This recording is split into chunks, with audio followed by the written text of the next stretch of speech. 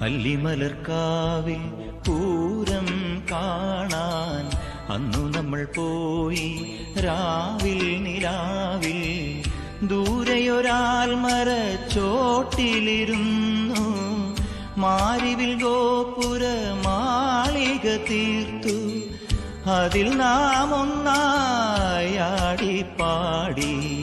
അല്ലിമലർക്കാവിൽ പൂരം കാണാൻ അന്നു നമ്മൾ പോയി